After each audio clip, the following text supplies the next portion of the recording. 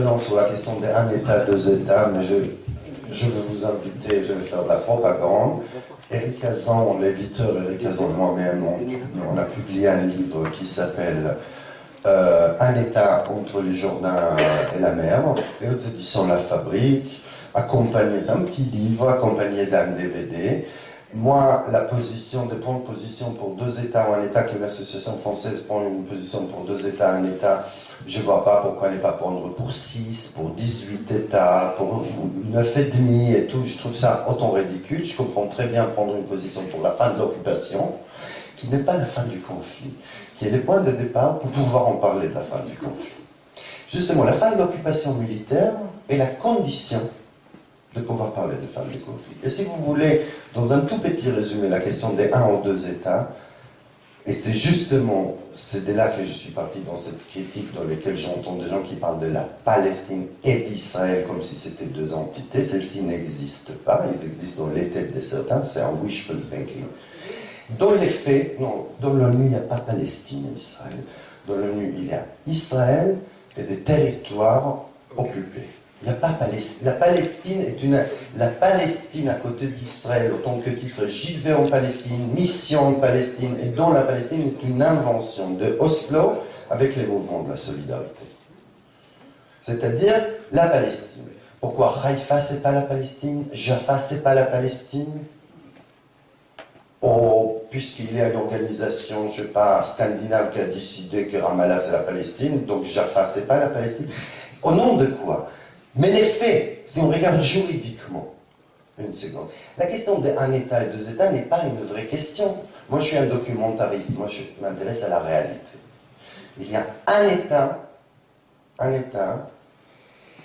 aujourd'hui, qui a les pouvoirs sur tous les territoires. C'est lui qui décide. C'est le chef de l'autorité palestinienne, puisse décoller avec son hélicoptère ou pas, puisse se déplacer avec sa voiture. Il y a un État. Il y a un État qui règne sur les frontières extérieures, sur le ciel et sur les terres. Il y a un Parlement qui décide si les parlements, les autres parlements, comme le Parlement de Gaza ou le Parlement de Ramallah, peuvent ou pas faire quelque chose. Il y a une armée qui, au-delà de toutes les forces de sécurité, quelles qu'ils soient, il y a un État. Maintenant, un État inégalitaire, un État dans lequel il y a des différentes modalités de citoyenneté. Dans ce seul État, il y a 4,5 millions de Juifs, 4,5 millions de Palestiniens. Certains parmi ces 4,5 millions de Palestiniens, 1 million parmi eux, ont certains droits, dont les droits de vote. 3,5 millions n'ont pas les droits de vote ni les droits de circulation. Maintenant, je vous pose la question, mais je ne donnerai pas ma réponse. À partir de ces constats-là, le réalisme, c'est celui-là qui a prévu depuis 1937, c'est-à-dire celui-là qui, on nous dit, la solution réaliste, c'est deux États, juifs et arabes. Ça, c'est en 1937. C'était la première fois qu'on a proposé les deux États, hein, et ça fait, depuis 1937, je l'ai dit, ça fait presque 80 ans, 75 ans. Ça, c'est le réalisme. Par contre, un État, ça, c'est l'utopie. Alors que ça, c'est la réalité d'un côté. Ça. Donc je me dis, peut-être il faut commencer à inverser et penser que ce qu'on a toujours pensé comme le réalisme absolu, c'est celui-là qui, au fond, ne marche pas. Parce qu'on ne peut pas couper la Palestine en deux. Parce qu'on ne peut pas, c'est pas en décrétant que ce morceau-là, on va l'appeler la Palestine, et l'autre morceau, on va l'appeler Israël, c'est pas qu'on décide un jour de dire on va faire des PACA, on va faire la grande provençale et PACA. C'est pas exactement comme ça, puisque dans la conscience de gens, comme Elias Sambar, lui il est de Haïfa. Elias Sambar est né de Haïfa, moi je suis né à Haïfa. Pourquoi moi que mes parents sont uruguayens et leurs parents sont polonais, leurs arrière-grands-parents sont polonais, moi j'ai les droits aller conjuguer à Haïfa, Elias Sambar n'a pas. Alors quoi? Parce que deux États, ben, tu vas à Ramallah, tu vas pas à Haïfa. Parce que moi, j'ai décidé que deux États, c'est la solution réaliste. Les deux États et les discours de guerre. Ça, c'est ma position.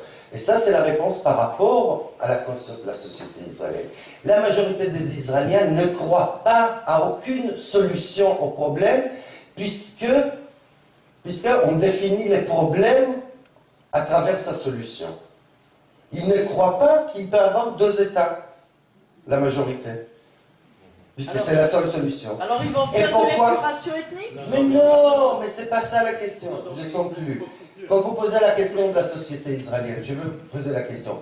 Pourquoi une société qui a de bonnes conditions économiques, qui a les soutiens des grands pays comme la France, les États-Unis, etc., une société qui vit bien, si elle n'attaque pas Gaza, elle ne se fait pas attaquer à Tel Aviv.